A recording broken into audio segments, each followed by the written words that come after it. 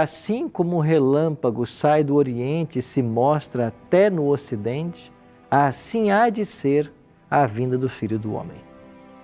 Esse texto nos mostra que a volta de Cristo será visível. Todo olho verá. De fato, essa é a expressão literal que aparece em Apocalipse. Eis que vem com as nuvens e todo olho o verá, até quantos o traspassaram. E todas as tribos da terra se lamentarão sobre ele certamente. Amém. Então, em ambos os textos, a verdade fundamental é que a volta de Cristo não será secreta. E muitas igrejas por aí ensinam o tal de arrebatamento secreto, onde os crentes fiéis são tomados e levados para os céus. A Bíblia não apoia essa ideia. A Bíblia não diz que os cristãos sinceros vão serem levados para os céus.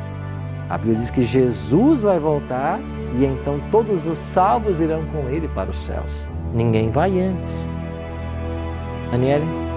Contradiz um pouco em relação a próprio Mateus 24, acredito que seja, que diz que estarão dois no campo, um será levado, outro deixado, dois numa cama, um será levado, outro deixado. Não se contradiz em relação ao arrebatamento secreto? O texto usado para o arrebatamento secreto é esse que você mencionou. Mas quando Jesus diz que dois estarão no campo, um será tomado e outro deixado, o sentido é, quando ele vier, um poderá se salvar e o outro não. Esse é o sentido. Um se salva, o outro não. Podem estar dois dentro de uma casa, um se salva e o outro não. Essa é a ênfase de Cristo.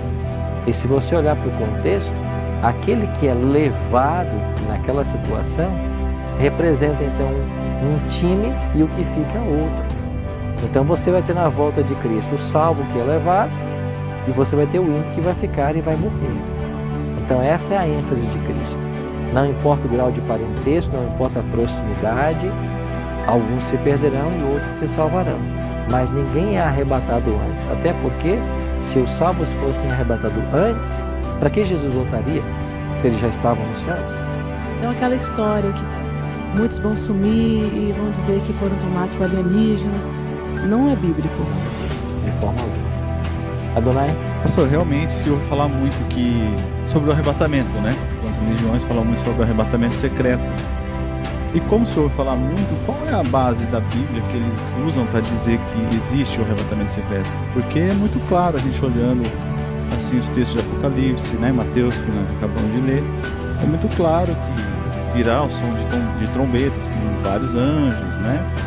E eu queria saber se tem alguma base bíblica que essas denominações usam para dizer que o arrebatamento será secreto. Basicamente são dois textos, esses que a Daniele mencionou, onde dois estarão no campo, um será tomado, o outro deixado, e eles querem dizer que esse ser tomado, que ele foi arrebatado. E um outro texto é quando Paulo fala e usa a expressão arrebatamento. Só que a expressão de arrebatamento usada por Paulo, ele a aplica no dia da volta de Cristo. E nós vamos ler esse verso hoje aqui. Então a única vez que a Bíblia fala de um arrebatamento é no dia da volta de Cristo. E a expressão é usada no sentido de que os salvos serão tomados e levados para os céus. Paulo chama isso de arrebatamento, mas não há nada de secreto nisso. Pastor, se fala muito nas igrejas de uma segunda chance. Como que Jesus voltasse e as pessoas que ficassem vivas ainda teriam uma segunda chance, porém seriam perseguidas e mortas por decapitação, enfim, provavelmente outros meios também. Então eu aprendi isso durante muitos anos. Então essa informação ela não procede. Na realidade, o que se espalha hoje são mentiras que confundem a mente das pessoas. Ninguém vai ter chance após a volta de Cristo. Toda a chance que o ser humano tem é antes. Então, quando Jesus voltar, ele volta para dar a recompensa. Quem está salvo, quem está perdido, está perdido. Então, não existe na Bíblia nenhum verso que fale de uma segunda chance em algum momento após a volta de Jesus. Não existe isso. Então, o limite para a oportunidade é enquanto Jesus não volta. Essa é a nossa chance. Iane? E os 1000 anos depois da volta de Cristo? Então, quando Cristo voltar, ele vai levar os salvos para os céus. Lá os salvos ficarão 1000 anos nessa cidade santa que ele prometeu construir. O Apocalipse chama de Nova Jerusalém. E depois de 1000 anos a cidade santa vai descer para essa terra que hoje nós moramos. E aqui os salvos se espalharão e vão morar aqui nessa terra por toda a eternidade. E antes que os salvos se espalhem, os ímpios vão tentar tomar a cidade de assalto, serão destruídos pelo fogo, e então essa terra será purificada e voltará a ser o que era no Jardim do Éden. Então há um período de 1000 anos na Bíblia, e pode ser que eu volte um pouquinho a esse período mais à frente um pouco. Em relação aos 144 mil selados, e também, se eu não me recordo, na Apocalipse também fala sobre uma pregação durante esse milênio. E teria uma pregação na Terra sobre esse milênio. Nós não temos na Bíblia uma pregação no milênio. A única coisa que acontece durante o milênio é o juízo dos ímpios. Então os ímpios serão julgados para nós sabermos o porquê da perdição deles. Só isso. E a gente aprende, né? Eu aprendi que haveria uma segunda chance e teria pregação. Que esses 144 mil selados iriam pregar para ter uma segunda chance quem ficou. É isso que eu aprendi. Ok.